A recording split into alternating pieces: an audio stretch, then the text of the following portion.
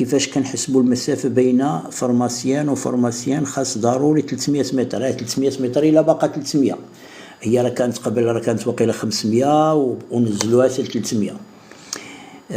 كتحسب بسميتو بحال هكا من الفوق، ماشي بحال هكا، ماشي بالخطوات، ماشي الفرماسيان هنايا ونمشيو نحسبوا شحال من متر، لا كتحسب بحال من الطياره من الفوق. يعني المهندس الطوبوغرافي كياخذها بحال كياخذها من الطياره، يعني داك السيركل.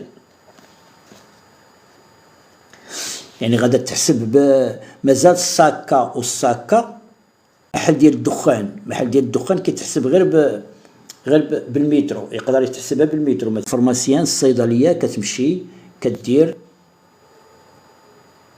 ملف تقني عند مهندس طوبوغرافي.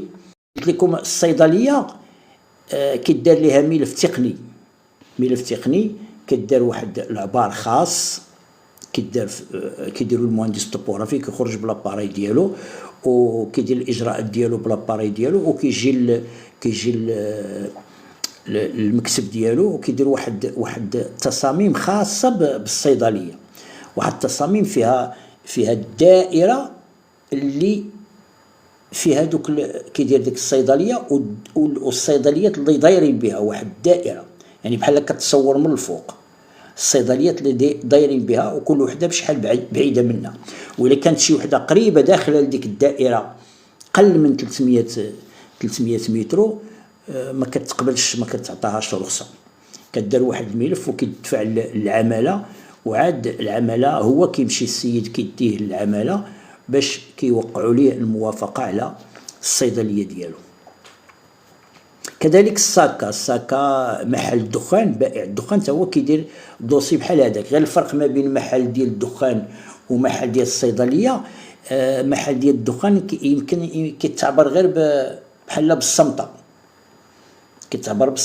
يعني نقدروا نتبعوا غير الزنقه ونبقاو نعبروا، غادي تابعين غير الزناقي ونعبروا تنشوفوا الفرق المسافه ما بين. يقدر يعبرها هو بالخطاوي يقدرها، اما الصيدليه ما تقدرش تقدرها، حيت خصها تعبر بسميتو بهذيك لاباري اللي كتاخذ العبار بالفوق.